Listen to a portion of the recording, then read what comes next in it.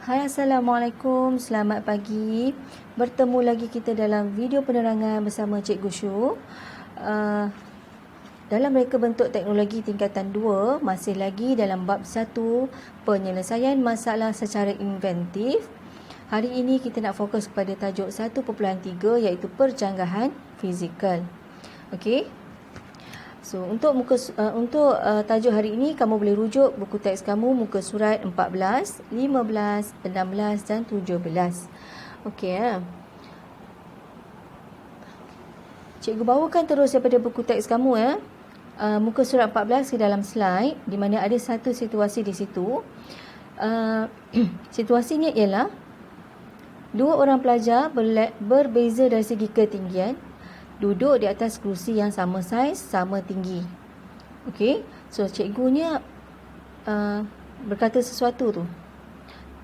Bagaimanakah kerusi dapat diselaraskan agar selesa diduduki oleh murid yang berbeza ketinggiannya? Tolong fikirkan. Ya, cikgu dia suruh kita fikirkan bagaimana untuk mengatasi masalah dan memberi keselesaan kepada murid-murid di dalam kelas semasa belajar untuk menyelesaikan masalah. Ada pelajar yang tinggi, ada pelajar yang rendah untuk duduk di kursi yang sama saiz dan sama tinggi. Okey. So sepatutnya dalam 1.3 percanggahan fizikal ni kamu akan belajar tentang mengenal pasti dan menganalisis percanggahan fizikal, mencadangkan pemilihan prinsip inventif, menjustifikasikan cadangan perubahan reka bentuk berdasarkan pemilihan prinsip inventif dan juga menghasilkan lakaran produk berfokuskan bahagian yang mempunyai masalah inventif. Okey, cuma hari ini kita akan belajar perkara 1.3.1 sampai 1.3.2 sahaja ya. So kira sampai poin yang ke 2 je lah. Mencadangkan pemilihan prinsip inventif. Okey. So kita nak sambung ya. So perkara 1.3.1, cikgu salah typing error di situ ya. Okey, kita nak belajar tentang mengenal pasti dan menganalisis percanggahan fizikal. Okey, mula-mula kita kena tahu dulu apa dia percanggahan fizikal. So percanggahan ialah berlawanan. Okey, percanggahan fizikal ialah keadaan yang berlawanan antara satu dengan yang lain yang diperlukan dalam sesuatu objek. Okey, kemudian percanggahan fizikal ini dianalisis untuk memilih kaedah penyelesaian masalah inventif secara pemisahan yang sesuai. Cikgu ulang, percanggahan fizikal berkaitan dengan keadaan yang berlawanan. Kan? Dan untuk memilih kaedah penyelesaian masalah secara pemisahan. So terdapat dua kaedah untuk menyelesaikan masalah inventif ni secara pemisahan, iaitu kaedah pemisahan ruang dan yang kedua kaedah pemisahan masa. Okey. So dalam percanggahan fizikal juga diambil kira tentang keadaan berlawanan tadi, percanggahan fizikal dan keadaan berlawanan menggunakan 3 jenis parameter, iaitu parameter saiz berkaitan dengan percanggahan fizikal melibatkan besar dan kecil, parameter beban melibatkan berat dan ringan, dan juga ketinggian, tinggi dan rendah. Okey. Kita teruskan lagi. Penentuan kaedah penyelesaian masalah inventif secara pemisahan masa ataupun ruang. Okey. So cikgu sekarang berada di muka surat 15 buku teks kamu ya. So kamu boleh rujuk sama-sama dengan slide cikgu ya. Okey, kita nak tengok sekarang bagaimana menentukan kaedah penyelesaian masalah ini. Nak guna cara pemisahan masa ataupun pemisahan ruang yang sesuai untuk menyelesaikan masalah yang kita hadapi. Masalah apa? Masalah inventif. Okey. So tengok nota yang cikgu dah buat di sini ya.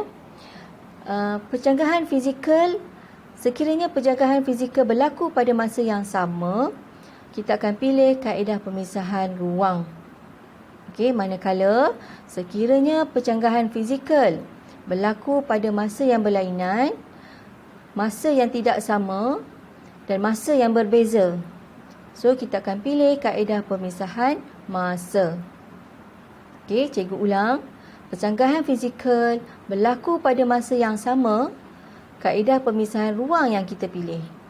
Sekiranya penjanggahan fizikal berlaku pada masa yang berlainan, masa berbeza, pada masa yang tidak sama, kaedah pemisahan masa yang kita pilih. Okey, ini kita akan rujuk kepada jadual 1.3.1 sama seperti dalam buku teks kamu. Okey, untuk menyelesaikan untuk menentukan kaedah penyelesaian masalah ni ada situasi, ada parameter, ada situasi dan juga soalan untuk menentukan kaedah pemisahan ruang dan masa ni. Okey. So, kita tengok contoh yang pertama, contoh objek bagi kerusi. Penjanggahan fizikal bagi kerusi tinggi lawan rendah. Okey, contoh situasi. Kerusi perlu tinggi untuk murid yang tinggi dan perlu rendah untuk murid yang rendah. Soalan, adakah kerusi perlu tinggi dan rendah pada masa yang sama? Okey, jawapannya ya. Sekiranya jawapan kamu adalah ya, kerana terdapat murid yang berlainan ketinggian di dalam kelas tadi. Okey, sekiranya jawapan kita ya, berlaku pada masa yang sama. Okay, kita bersetuju pada soalan tu. Perlu berlaku pada masa yang sama penjanggahan fizikal tadi. Tinggi dan rendah perlu berlaku pada masa yang sama. Jadi kita pilih kaedah pemisahan ruang. Tengok contoh yang kedua, berkaitan dengan kemah, penjanggahan fizikal besar lawan kecil. Contoh situasi, kemah perlu besar semasa digunakan. Kita nak masukkan ramai orang kan dalam kemah. Dan perlu kecil semasa disimpan. Okey, untuk menjimatkan ruang dan memudahkan simpanan. Okey, jadi soalan menentukan kaedah tadi adakah kemah perlu besar dan kecil pada masa yang sama? Okey, adakah kemah perlu besar dan kecil pada masa yang sama? Jawapannya tidak, kerana kemah digunakan dan disimpan pada masa yang berlainan. Okey, kemah digunakan dan disimpan pada masa yang berbeza. Jadi, kaedah pemisahan masa yang kita pilih sebagai panduan untuk menyelesaikan masalah kita. Okey. Cikgu harap setakat ini kamu boleh ikut. Okey. Cikgu ulang ya. Sekiranya penjanggahan fizikal berlaku pada masa yang sama, kita akan pilih kaedah pemisahan ruang. Dan sekiranya penjanggahan fizikal berlaku pada masa yang berlainan, kaedah pemisahan masa yang kita pilih. Kita teruskan lagi.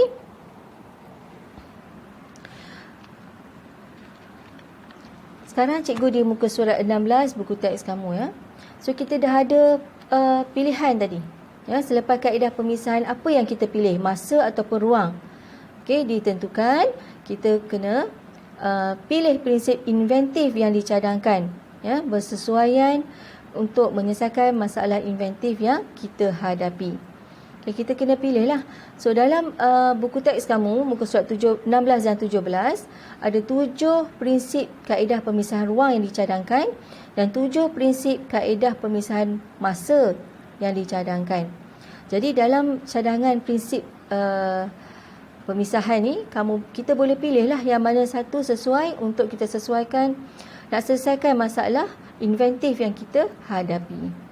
Okey, kita tengok perkara yang pertama ya, cadangan prinsip yang pertama iaitu pembahagian. Okey. Ataupun segmentation. Penerangan konsepnya. Membahagikan objek kepada beberapa bahagian kecil, menjadikan objek mudah dileraikan, meningkatkan darjah kebolehbahagian dan perubahan ke peringkat yang lebih kecil. Contoh yang digunakan ialah masalah untuk perabot yang dijual menggunakan konsep do it yourself ataupun DIY ya. DIY adalah stand for do it yourself. Okey, cikgu bagi contoh di situ ya, ada gambaran di situ supaya kamu boleh nampak. Okey. Kalau kita beli contoh almari di kedai perabot, di IKEA contohnya ya. Macam mana kita nak bawa balik barang daripada meja ataupun rak buku, almari, pakaian contohnya yang daripada IKEA di Pulau Pinang. Macam mana kita nak bawa balik ke Cangkak Cering? Okey. Kita nak bawa balik macam mana? Takkan nak bawa masuk dalam kereta dalam keadaan yang besar, saiz besar macam ni. Okay? Jadi dia buat satu inisiatif. Okay? Perabot tersebut dilerai-leraikan menjadi pada bahagian yang lebih kecil untuk memudahkan disimpan dan juga kita ubah benda tu. Mengubah dan digerakkan. Ya? Contoh kalau kita nak bawa balik barang tersebut selepas kita beli kan. So jadi dan diberi panduan untuk kita memasang perabot tersebut sendiri. Okay, sebab tu dipanggil do it yourself. Okay, itu adalah salah satu contoh untuk pembahagian. Okay, contoh yang kedua, bukan contoh yang kedua, prinsip inventif yang kedua iaitu pengekstrakan. Okay, yang kedua, pengekstrakan ataupun taking out or extraction, memisahkan atau mengeluarkan bahagian yang mendatangkan gangguan daripada objek.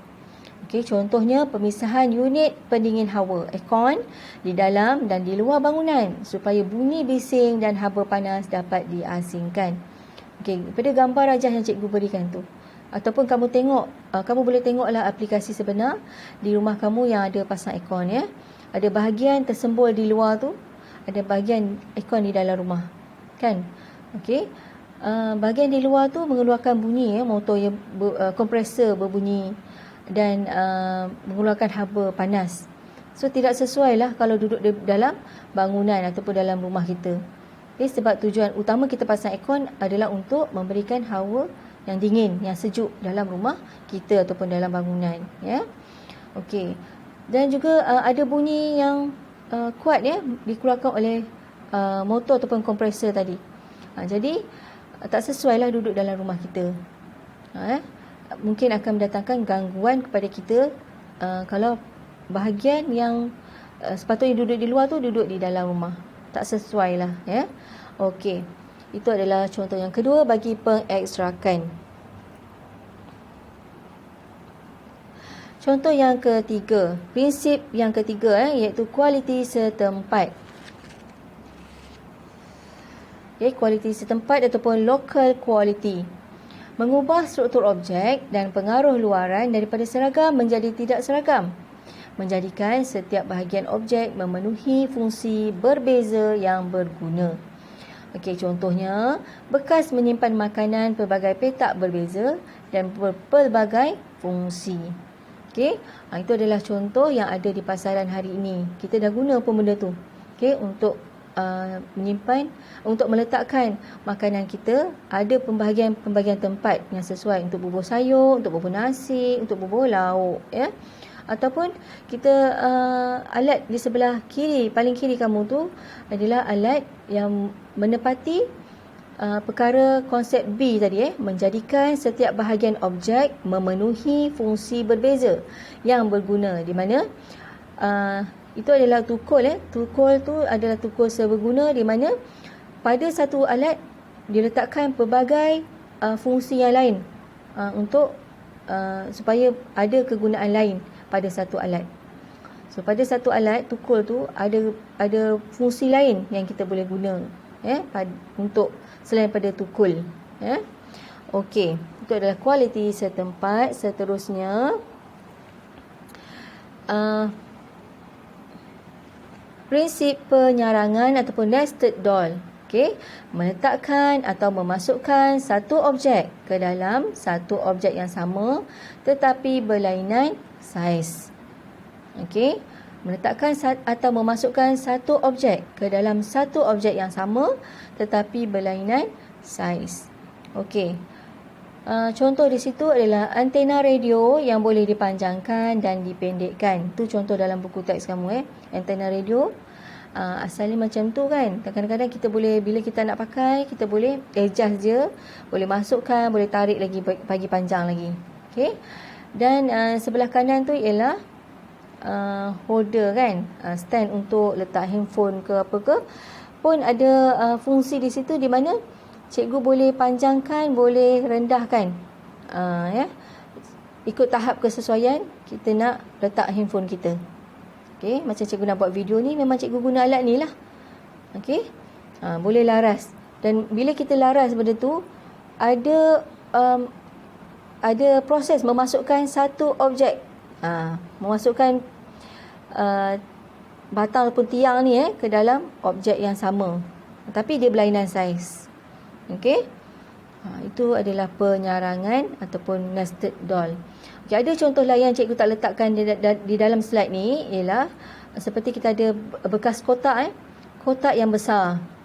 So dijual di pasar raya kotak besar 3 in 1, besar sekali. Kat dalam kotak 4 segi sederhana, di dalam sederhana ada lagi kotak kecil 4 segi yang lebih kecil.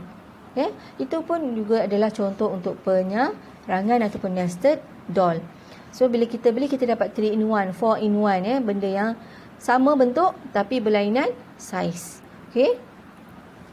Contoh prinsip seterusnya.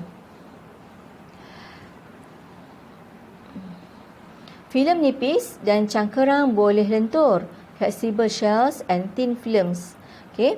Penerangan konsep membalut, melapik atau membungkus objek menggunakan lapisan filem nipis dan cangkerang boleh lentur. Ya. Contoh yang diberi ialah pelindung cahaya cermin kereta. Okey.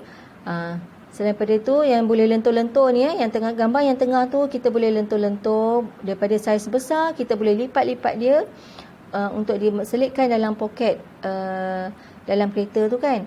Kita boleh jadikan daripada saiz yang lebih kecil, ataupun kita ada tinted juga. Tinted tu adalah sejenis filem nipis, tinted pada kereta tu sebagai pelindung cahaya cermin kereta.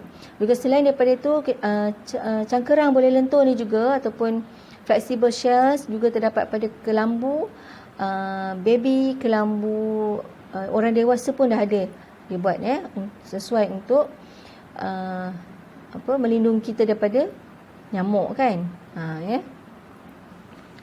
Okey. Prinsip seterusnya yang keenam, prinsip inventif pemisahan ruang, ini adalah yang keenam, iaitu pengantara, intermediary. Okey. Konsepnya mengadakan bahagian baharu antara dua objek ataupun menggunakan objek atau proses pengantara ataupun mencantumkan dua objek secara sementara. Contoh yang diberi ialah sarung tangan ketuhar menjadi pengantara antara tangan dengan objek yang panas. Okey, sarung tangan ketuhar, siapa tak pernah tengok ni, cikgu letak gambar di sini. Okey. So bila kita masak kek, kita buat kuih raya biskut tu kan, bila dah selesai selepas 1 jam kita nak keluarkan, so kita peganglah bekas tadi tu menggunakan sarung tangan ketuhar kan. Takkan kita nak terus pegang dengan tangan kita. So sarung tangan ketuhar ni bertindak sebagai pengantara kepada tangan kita dengan objek yang panas tadi. Okey, selain daripada kita gunakan jenis fabrik macam sarung tangan ketuhar biasa, hari ini dah banyak dah orang guna yang jenis plastik macam gambar rajah yang cikgu bagi di tengah-tengah tu, ada warna-warni Okey, dan juga aplikasi stokin dalam kehidupan seharian kita di mana stokin adalah merupakan perantara kepada kaki kita dengan lantai yang sejuk. Kan? Kalau kita duduk di Korea ke Jepun ke, di negara barat yang ada iklim sejuk tu, selalu kena pakai stokin untuk mengelakkan rasa sejuk pada kaki. So stokin ni bertindak sebagai pengantara kaki dengan tapak kaki kita dengan lantai yang sejuk Okey. Dan prinsip yang ketujuh untuk prinsip kaedah pemisahan ruang ialah tidak simetri ataupun asimetri. Okey. Penerangannya mengubah bentuk satu objek daripada simetri menjadi tidak simetri. Simetri ni sama. Okey, bila kita lipat benda tu, objek tu kiri ke kanan, kanan ke kiri, bawah ke atas, atas ke bawah, dia bentuk dia sama. Okey. So, tidak simetri adalah asimetri. Mengubah bentuk satu objek daripada simetri menjadi tidak simetri. Okey, contoh diberi. Menukar bentuk bulat jam dinding ke bentuk tidak sekata. Okey, so hari ini dalam reka bentuk teknologi, dalam menjana idea kreatif, penghasilan jam dinding bukan saja bulat ataupun empat segi yang biasa kita tengok di rumah kita. Ya, sekarang ni dah ada dah pelbagai bentuk untuk mengubah bentuk biasa kepada keadaan luar biasa. Okey, mungkin manusia dah semakin bosan kan dengan bentuk yang sama. Jadi keadaan simetri tu kadang-kadang menimbulkan kebosanan. Jadi kita buat pada asimetri, keadaan tidak simetri ni. Okey. So gambar contoh, cikgu tengok gambar, cikgu tunjukkan gambar di situ, gambar jam. Sebelah bahagian sebelah tu dah geometri kan? Macam nampak bulat. Okey. Dah jadi separuh bulat, sebelah lagi dah bentuk lain. Okey. Itu adalah tidak simetri Dan sebenarnya rekaan tidak simetri ni ataupun asimetri ni juga merupakan rekaan yang cantik ya. Hasil dia cantik. Menariklah ya. Okey. Contoh lain ialah frame gambar bingkai gambar di sebelah kanan kamu tu, cikgu letak gambar bingkai gambar tu dah jadi bentuk yang bukan bentuk organik, bukan bentuk biasa bentuk luar biasalah. Okey. Dan tidak, yang paling pentingnya tidak simetri, tidak sama Dan gambar yang tengah tu adalah hiasan dinding hiasan dinding yang tak simetri langsung lah. Cuba tengok hasil dia. Sebenarnya cantik kan? Hasil dia lain daripada yang lain Okey. Itu adalah 7 cadangan prinsip inventif untuk kaedah pemisahan ruang. Sekarang kita nak tengok kepada 7 kaedah pemisahan masa pula. Okey. Cikgu sekarang di muka surat 17 buku teks kamu Okey. Cadangan yang pertama untuk prinsip inventif ialah kedinamikan ataupun dynamization Okey, konsepnya memecahkan satu objek kepada bahagian lebih kecil yang boleh bergerak ataupun mengubah sesuatu bahagian objek daripada tidak bergerak kepada bahagian yang bergerak dan sebaliknya. Okey. Contoh yang diberikan, meja makan berempat boleh dibesarkan menjadi meja makan berlapan. Sebagai macam contoh, cikgu letak gambar di bawah tu. Okey, meja tu boleh di-extend. Asalnya boleh makan 4 orang, meja kecil saja. Tapi bila kita menerima tetamu yang lebih ramai, kita boleh extend ke meja tu, panjangkan meja tu sesuai untuk diduduki oleh 8 orang tetamu contoh Okey. Dan kedua ialah steering kereta yang boleh diubah ketinggiannya. Okey, itu ada contoh yang kedua. Cikgu tak letaklah gambar steering yang boleh diubah ketinggian. Memang ada hari ini beberapa jenis brand kereta memang ada boleh dilaraskan ketinggiannya untuk memberi kemudahan kepada pemandu. Pemandu yang rendah, yang tinggi. Okey, yang perempuan selalu perlukan steering dekat sikit kan. So dia boleh ubah kedudukan tu bukan steering. Gambar rajah yang tengah-tengah tu ialah salah satu contoh kedinamikan juga, di mana asalnya ialah meja meja. Pada satu keadaan masa tidak digunakan, meja tu bersaiz kecil. Mungkin kita nak bubuh sebagai meja konsol saja di tepi dinding kan, nak bubuh jambangan bunga Tapi bila satu masa kita perlukan, sebenarnya dia ada beberapa fungsi di situ. Okey, menyimpan kerusi, lengkap dengan berapa kerusi boleh simpan di situ set dia bersama, datang bersama set kerusi Okey, dan juga di mana seat basikal, tempat duduk basikal boleh dilaraskan ketinggiannya. Itu juga adalah kedinamikan ataupun dynamization.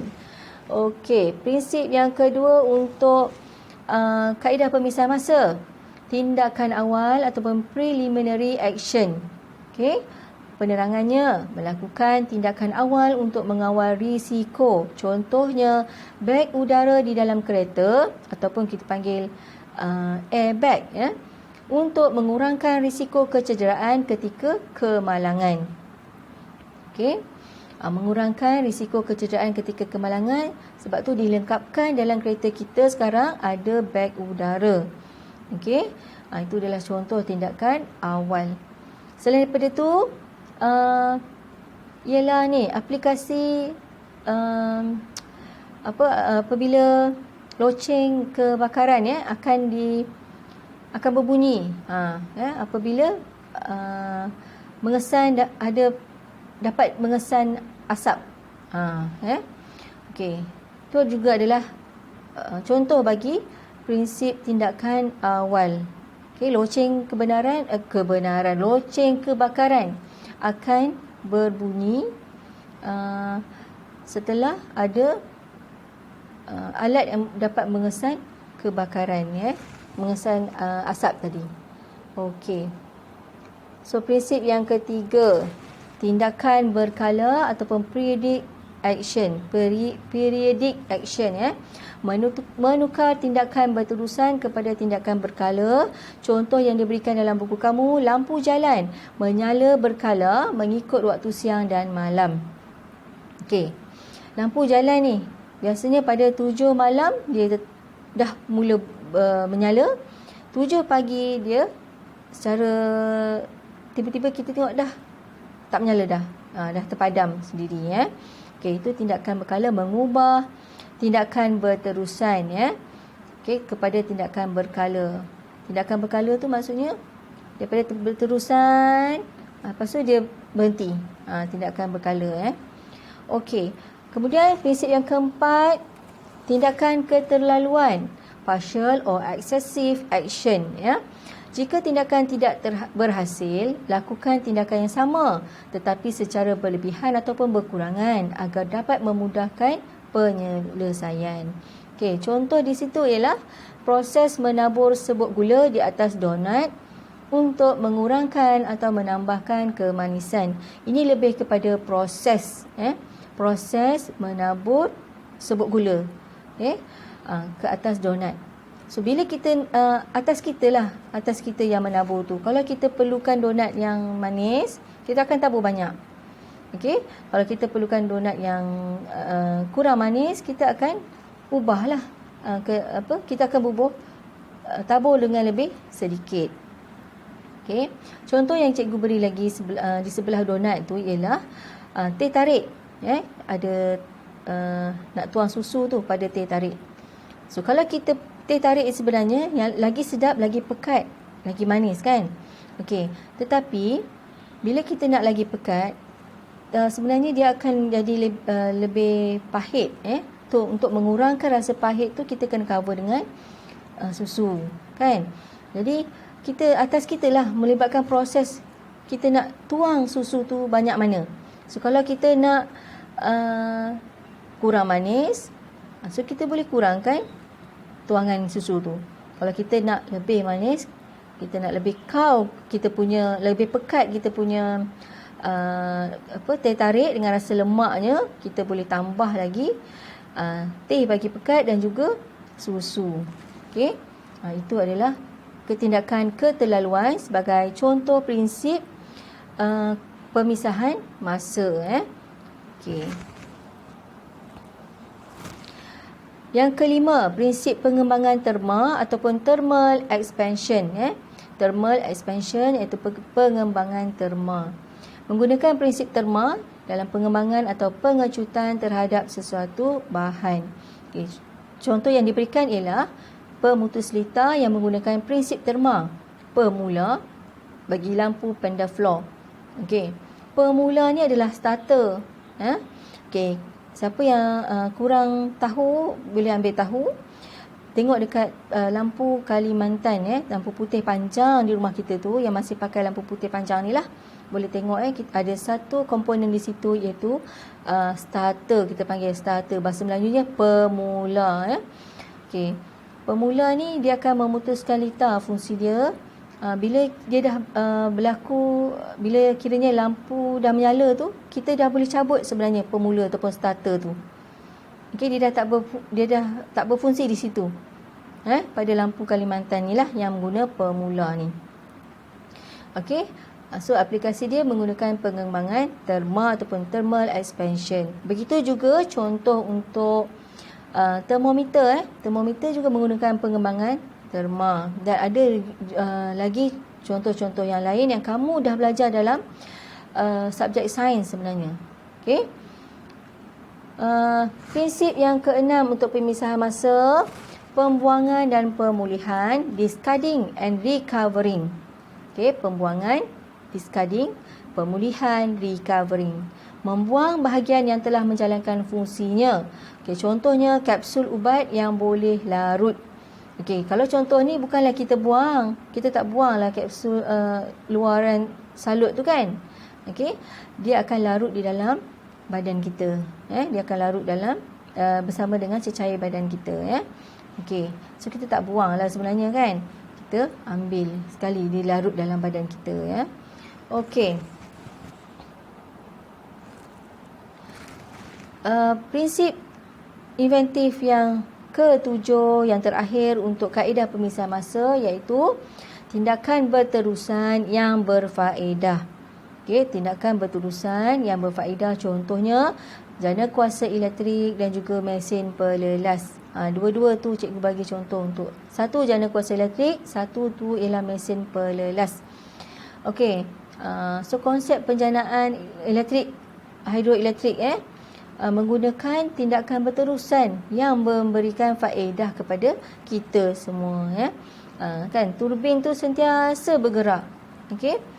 Jadi daripada gerakan turbin tadilah menghasilkan tenaga. Okey. So gambar di sebelah tu, di tengah dan di hujung sebelah kiri kamu ialah mesin pelelas. Yang tengah mesin pelelas tangan ataupun kita panggil mesin sander sebenarnya. Mesin sander yang di permukaan bawahnya itu ada kertas las ataupun kertas pasir untuk melicinkan permukaan kayu. Okey. Yang di sebelah kiri, paling hujung belah kiri ialah mesin sander untuk guna yang di bengkel kita guna macam ni lah. Dia lebih besar. Ini kita panggil mesin sander. Okey. Okey, setakat ni sampai sini dahululah yang kita dah belajar untuk hari ini. Okey. So apa yang kita belajar hari ini? Kita belajar tentang percanggahan fizikal yang melibatkan cara menganalisis, menganalisis percanggahan fizikal melibatkan parameter, 3 parameter iaitu saiz, beban dan ketinggian. Okey. Dan cara kaedah menentukan penyelesaian masalah inventif secara pemisahan, iaitu pemisahan ruang ataupun pemisahan masa. Okey, kaedahnya cikgu ulang semula. Sekiranya percanggahan fizikal berlaku pada masa yang sama, kita pilih kaedah pemisahan ruang. Sekiranya percanggahan fizikal berlaku pada masa yang berbeza, bukan pada masa yang sama ataupun pada masa yang berlainan, kita pilih kaedah pemisahan masa. Okey, dan kemudian kita ada juga belajar tentang cadangan, 7 cadangan prinsip inventif kaedah pemisahan ruang dan 7 kaedah penyelesaian masalah inventif melalui kaedah pemisahan masa. So 7 prinsip untuk pemisahan ruang saya sebut semula: pembahagian, pengekstrakan, kualiti setempat, penyarangan, filem nipis dan cangkerang boleh lentur, pengantara dan juga tidak simetri. Manakala untuk kaedah pemisahan masa ada 7 juga prinsip, iaitu kedinamikan, tindakan awal, tindakan berkala, tindakan berketerlaluan, pengembangan terma, pembuangan dan pemulihan, dan tindakan berterusan yang berfaedah. So, cikgu harap kamu boleh baca semula dan cuba fahamkan. Sekiranya ada masalah boleh tanya cikgu pada bila-bila masa sahaja. Sekian dahulu buat masa ini. Terima kasih semua.